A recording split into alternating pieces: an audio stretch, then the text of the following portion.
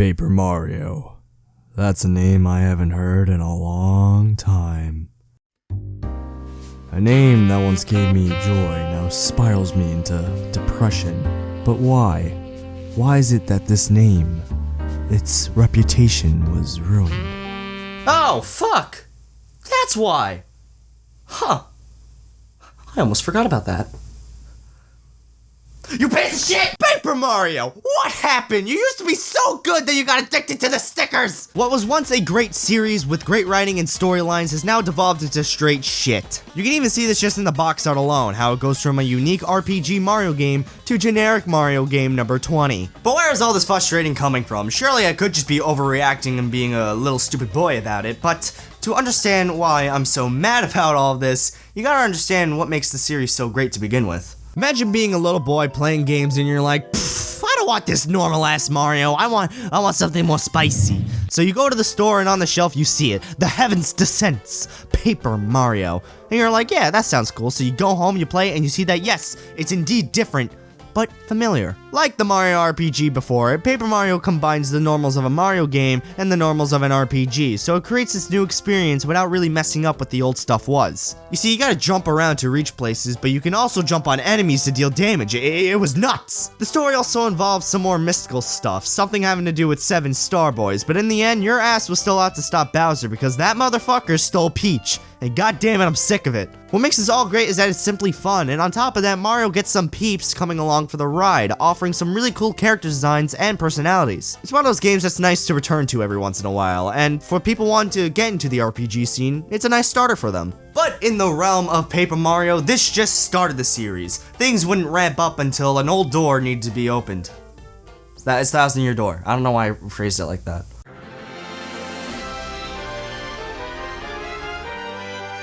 That title screen still gets me excited. Paper Mario: The 1,000 Year Door is well known to be the best game in the series, and you know what? I have a hard time disagreeing with them. Paper Mario: The 1,000 Year Door, while being a sequel, feels like its own game. This is because the game tells its own story in a unique setting with unique characters, making the game feel a little bit more unique. Have I worn out that word yet? When it comes to the gameplay, that's where you can see it being a sequel. It's similar to the last game, but improved upon, making things more flashy and tweaking what was flawed with the original. In this one, your partner can be in front to take some damage instead of you having to take all the blows. You have a super dodge that can counter enemy attacks, and the whole game overall just feels more fun to play. The story, while not grand, is very different from a traditional Mario game. It's more dark and gritty. You can even see this within the main hub, Rogueport. It isn't a colorful world. It's filled to the brim with trash, graffiti, alleyways, and even thieves. Bowser isn't even the main villain here. He's just basically here to serve as comic relief. You know things aren't right when the main baddie of the series takes a back seat to what's going on, but in my opinion, this villain is far better than Bowser ever could be.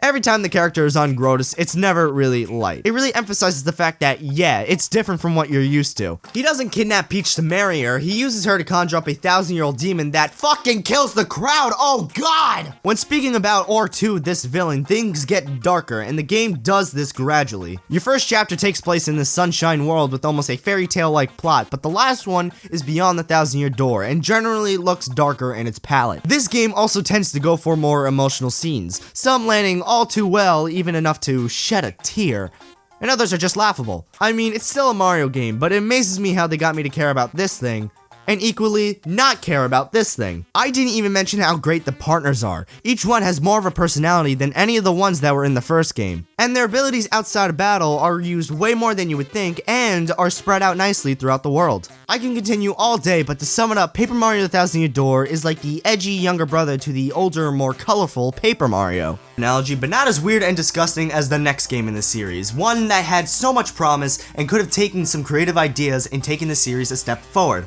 But instead, it took a step backwards, and all we got was some sticker shit. Fuck, I forgot about this game. Yeah, this is one of the games that is very much overlooked within the Paper Mario series, but I think I can answer why that is. But first, what even is this game? Super Paper Mario is the next title in the Paper Mario series, and it took the ever-improving formula that the series was building upon and trashed it in favor of platforming. Yeah, not many people were happy about this change, but in its defense, it works for the kind of things that Super Paper Mario wanted to do with the series. In this game, you can flip between 2 dimensions and 3 dimensions, offering for some puzzle solving that rarely shows up. Yeah, this was on the back of the box, but don't be fooled, it's not that reoccurring. Partners also have a different flavor too, being now known as pixels, offering less personality with all the more usage. They're more like items in this game rather than characters you interact with that have a story impact, so this means some become more useful than others. But at least they don't make you use the Wiimote in a dumb way. Like this fucking thing. How do you think you even use Tippy? Do you press a button like a normal functioning platformer? No! You point it at the screen. This, along with many other elements involving this stupid Wiimote bullshit, is one of the reasons why I hate the fact that this game is on a Wii. It was originally on the GameCube, but why use that when you can use pointless motion controls? It's everybody's favorite! I'm getting off topic here. While yes, this game is the black sheep of the series, it did do some things right, and a lot of that shows within the story. If you thought the Thousand Year Door was dark, you haven't seen shit compared to this story. You see that void in the background? The thing that's lingering over you throughout the entire game? What is that? What is that thing doing exactly? It's consuming the world, you fool! This thing gradually gets bigger and bigger, and the whole time you're just like, yeah, no, it's fine, we're the heroes, we'll save the day, no problem. Yeah, tell that to the world that just got destroyed thanks to this thing. You really get to see what happens if you fail, and wow, it's kind of scary. Empty and white, nothing from before is there, and it just shows you what's at stake here. It's kind of like the Thanos of Paper Mario. You gotta make sure this thing doesn't snap, killing everything. However, Mario is not the only one trying to defeat this void. Yeah, for the first time and only time in Paper Mario history, you can play as multiple characters. This including Peach, Luigi, and Bowser. Each have different abilities, like Peach has her parasol for floating in defense, Luigi has a super high jump, and Bowser can breathe fire and is generally stronger than the rest of the group while being slow as fuck. I see this as a welcome change, along with the transition to a platformer because of one thing: the title. You see, the 2 games before it was just Paper Mario, with the second one having a tagline. This one, however, isn't Paper Mario Wrath of the Void or some stupid shit like that. It's Super Paper Mario. That alone shows some sort of branch, but fans saw it as the 3rd game in the series rather than a branch to what we had. It didn't really offend the series because it knew it was different, hence the title change. But if we're really talking about offenses to the series, you really can't just not bring up the fact that this one had so much promise, but it ultimately failed. The fact that I still own you is just a sin on my part. If I were to give my opinion on this game, I'd say that...